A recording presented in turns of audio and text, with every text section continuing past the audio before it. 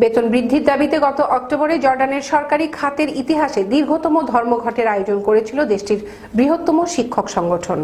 এরপর থেকেই শিক্ষকদের এ ট্রেড ইউনিয়নের উপর নেমে এসেছে সরকারি দমনপীড়ন।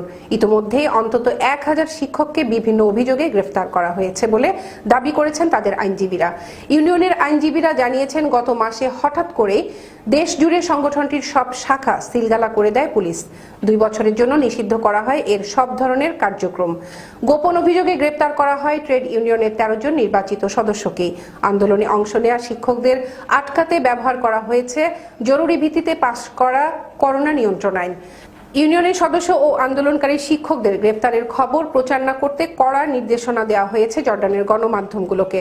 জর্ডান কোনো গণতান্ত্রিক রাষ্ট্র নয়, তবে সৌদি আরব ও মিশরের মতো প্রতিবেশী দেশগুলোর তুলনায় তারা তুলনামূলক বহুতত্ত্ববাদী এবং ভিন্ন মতের প্রতি বেশি সহানুভূতিশীল বলে মনে করা হয়। দেশটিতে একটি নির্দিষ্ট পর্যায় পর্যন্ত বিক্ষোভের অনুমতি দেওয়া হয় এবং গণমাধ্যমগুলো সরকারি নীতির সমালোচনা করতে পারে। তবে সুবিধাজনক এই অবস্থানটি দিন দিন সংকুচিত হয়ে আসছে এবং প্রতি বছরই বিনা বিচারে গ্রেফতার হওয়া লোকের সংখ্যা বাড়ছে। বিশ্লেষকরা বলছেন, করোনা মহামারীতে অর্থনৈতিক সংকটের মুখে শিক্ষক ইউনিয়নের বিরুদ্ধে এই অভিযানের কৌশল পরিবর্তিত হয়ে আরও দমনমূলক হয়ে উঠতে পারে।